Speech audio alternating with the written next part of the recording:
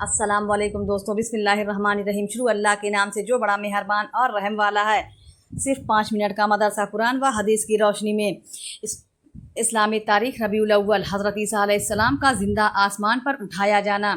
حضرت عیسیٰ علیہ السلام نے بنی اسرائیل کی اصلاح کے لیے شہر شہر اور گاؤں گاؤں چل کر اللہ کے دین کو پھیلانے کی جدوجہد شروع کی۔ آپ کی اس دعوت سے محبت و عقیدت میں دن بدن اضافہ ہونے لگا۔ یہودی قوم اس دعوت و شہرت کو اپنے لیے بڑا خطرہ سمجھنے لگی، اس لیے انہوں نے بادشاہ وقت کو اپنا ہم خیال بنانے کے لیے حضرت عیسیٰ علیہ السلام پر الزام لگایا کہ یہ شخص تورات کو بدل کر لوگوں کو بد دین بنانا چاہتا ہے۔ تو اس مشرک بادشاہ نے حضرت مسیح علیہ السلام کو گرفتار کر کے سولی پر چڑھانے کا حکم دے دیا۔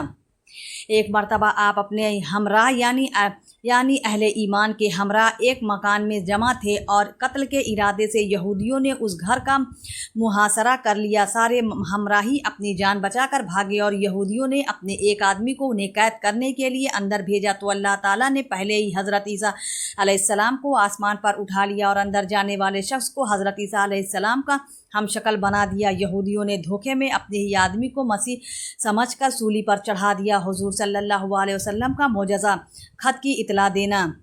حضرت علی فرماتے ہیں کہ رسول اللہ صلی اللہ علیہ وسلم نے مجھے زبیر اور مقداد کو حکم دیا کہ تم روز خاک تک جاؤ، وہاں ایک عورت ملے گی، اس کے پاس ایک خط ہے، اس کو لے آؤ۔ چنانچہ ہم تینوں گھوڑے دوڑاتے ہوئے اس عورت کے پاس پہنچ گئے اور اس سے کہا خط نکال۔ اس نے کہا میرے پاس کوئی خط نہیں ہے۔ ہم نے کہا خط نکال ورنہ ہم تیری سخت تلاشی لیں گے۔ چنانچہ مجبور ہو کر اس نے بالوں کے جوڑے میں سے خط نکال کر دیا۔ اس خط میں مکہ کے مشرکوں کو رسول اللہ صلی اللہ علیہ وسلم کی نقل و حرکت میں آگاہ کیا گیا تھا۔ ایک فرض کے بارے میں چند باتوں پر ایمان لانا ضروری ہے۔ رسول اللہ صلی اللہ علیہ وسلم نے فرمایا، جب تک کوئی بندہ ان 4 باتوں پر ایمان نہ لائے تو وہ مومن نہیں ہو سکتا۔ نمبر 1، اس بات کی گواہی دے کہ اللہ کے علاوہ کوئی عبادت کے لائق نہیں۔ نمبر 2، اس کی بھی گواہی دے کہ میں اللہ کا رسول ہوں، اس نے مجھے حق کے ساتھ بھیجا ہے۔ نمبر 3، مرنے اور پھر دوبارہ زندہ ہونے کا یقین رکھے۔ نمبر 4، تقدیر پر ایمان لائے۔ ایک سنت کے بارے میں فوراً استخارہ کرنے کی دعا۔ رسول اللہ صلی اللہ علیہ وسلم کو جب کوئی کام فوراً درپیش ہوتا تو یہ دعائیں استخارہ پڑھتے: اللہم خیر لی واختر لی۔ ترجمہ: اے اللہ مجھے خیر عطا فرما اور میرے دل میں خیر کی بات ڈال دے۔ خلاصہ: فوراً استخارہ کرنا ہو تو یہ دعا پڑھ کر دل کی طرف متوجہ ہو اور جو بات دل میں آئے اس کو اختیار کریں۔ ایک اہم عمل کی فضیلت: گناہ سے توبہ کرنا۔ رسول اللہ صلی اللہ علیہ وسلم نے فرمایا، جب بندہ توبہ کر لیتا ہے تو اللہ تعالیٰ اس کے گناہوں کو بھلا دیتے ہیں اور اس کے اعضاء اور جوارح کو بھی بھلا دیتے ہیں، حتیٰ کہ زمین کے ٹکڑوں کو بھی اللہ تعالیٰ بھلا دیتے ہیں، یہاں تک کہ وہ قیامت کے دن اللہ تعالیٰ سے اس حال میں ملے گا کہ اس کے خلاف اللہ تعالیٰ کی بارگاہ میں کوئی گواہ نہیں ہوگا۔ ایک گناہ کے بارے میں دکھلاوے کے لیے خرچ کرنا۔ قرآن میں اللہ تعالیٰ فرماتا ہے، وہ لوگ بھی اللہ تعالیٰ کو ناپسند ہے جو اپنا مال صرف لوگوں کو دکھانے کے لیے خرچ کرتے ہیں اور نہ وہ اللہ پر ایمان رکھتے ہیں اور نہ یوم آخرت پر، اور جس کا ساتھی شیطان ہو گیا تو سمجھ لو کہ وہ بہت ہی برا ساتھی ہے۔ دنیا کے بارے میں نافرمانوں سے نعمتیں چھین لی جاتی ہے۔ قرآن میں اللہ تعالیٰ فرماتا ہے، وہ نافرمان لوگ چھوڑ گئے کتنے ہی باغ، چشمے، کھیتیاں اور عمدہ مکانات اور آرام کے سامان جن میں وہ مزے کیا کرتے تھے، اسی طرح ہوا اور ان سب چیزوں کا وارث ہم نے ایک دوسرے قوم کو بنا دیا۔ پھر ان لوگوں پر نہ تو آسمان رویا اور نہ ہی زمین اور نہ ہی ان کو مہلت دی گئی۔ آخرت کے بارے میں دوزخیوں کا سب سے ہلکا عذاب۔ رسول اللہ صلی اللہ علیہ وسلم نے فرمایا، اہل دوزخ میں سب سے ہلکا عذاب اس شخص کو ہوگا جس کی دونوں جوتیاں اور اس کی ڈوریاں آگ کی ہوگی، جس کی وجہ سے اس کا دماغ ہانڈی کی طرح کھولتا ہوگا۔ وہ سمجھے گا کہ مجھے ہی سب سے زیادہ عذاب ہو رہا ہے، حالانکہ اسے ہی سب سے ہلکا عذاب ہو رہا ہوگا۔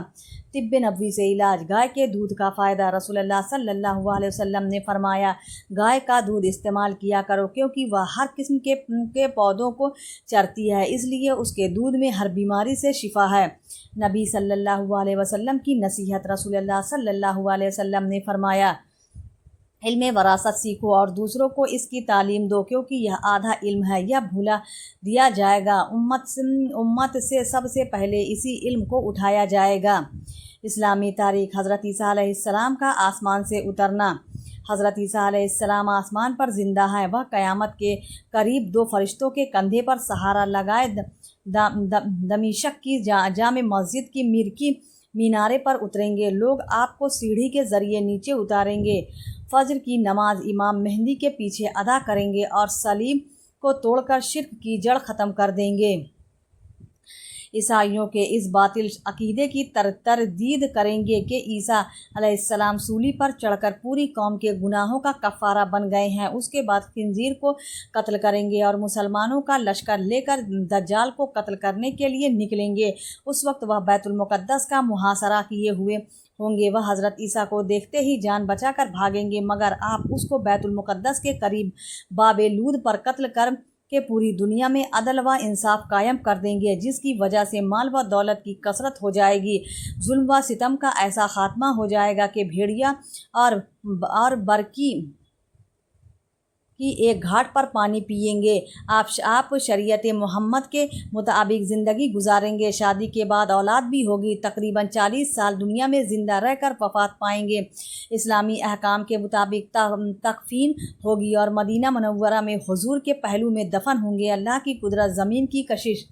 اللہ تعالیٰ نے اپنی قدرت سے صرف 2 دن میں زمین بنائی، اس کے اور فضا کے درمیان ایک حد تک زمین کی کشش رکھی ہے، جس کی وجہ سے زمین ہر چیز کو اپنی طرف کھینچتی ہے، مگر اس کشش کے اندر خاص توازن رکھا گیا ہے کہ نہ ہر چیز کو اپنے اندر جذب کر سکے اور نہ اس طرح آزاد چھوڑ دیں کہ فضا میں چلی جائے۔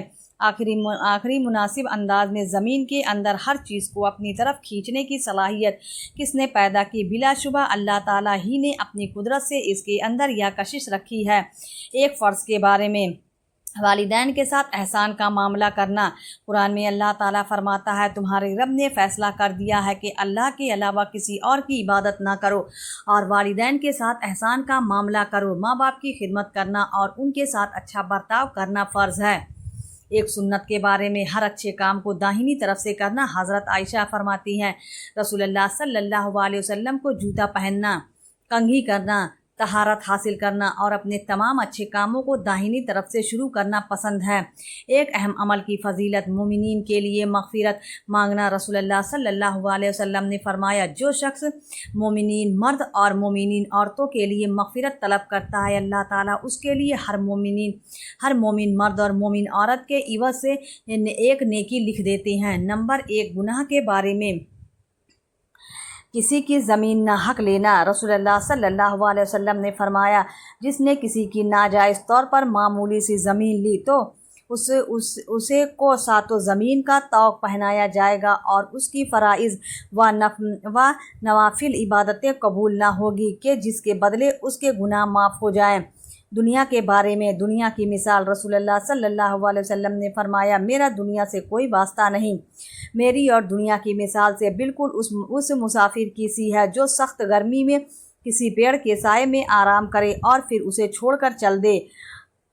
استوا کے بارے میں کافر لوگ عذاب کی تصدیق کریں گے۔ قرآن میں اللہ تعالیٰ فرماتا ہے، وہ دن قابل ذکر ہے کہ جس دن کافر لوگ دوزخ کے سامنے لائے جائیں گے اور پوچھا جائے گا، کیا یہ دوزخ اور اس کا عذاب برحق نہیں؟ وہ عذاب دیں گے، اے ہمارے رب، ہاں یہ بالکل برحق ہے۔ ارشاد ہوگا، تو اب آپ نے کفر کے بدلے اس عذاب کا مزہ چکھو۔ طب نبوی سے علاج، چست چاک و چوبند رہنے کا طریقہ۔ رسول اللہ صلی اللہ علیہ وسلم نے فرمایا، تم میں سے جب کوئی سوتا ہے تو ہر ایک کی گدی پر شیطان 3 گروہ لگاتا ہے اور ہر ایک گرہ پر کہتا ہے، رات لمبی ہے، سوتے رہو، رات لمبی ہے، سوتے رہو، رات لمبی ہے، سوتے رہو۔ جب وہ بیدار ہوتا ہے اور اللہ کا نام لیتا ہے تو ایک گرہ کھل جاتی ہے، پھر وضو کرتا ہے تو دوسری گرہ کھل جاتی ہے اور نماز پڑھ لیتا ہے تو ساری گرہ کھل جاتی ہے۔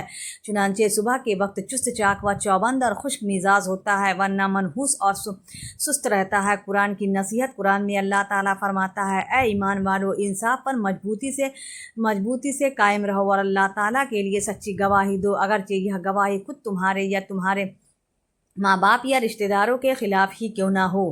प्यारे इस्लामी भाइयों, अगर आपको वीडियो पसंद आए तो वीडियो को लाइक ज़रूर करें और हमारे चैनल को भी सब्सक्राइब कर। मिलेंगे अगले वीडियो में, तब तक के लिए अल्लाह हाफिज़।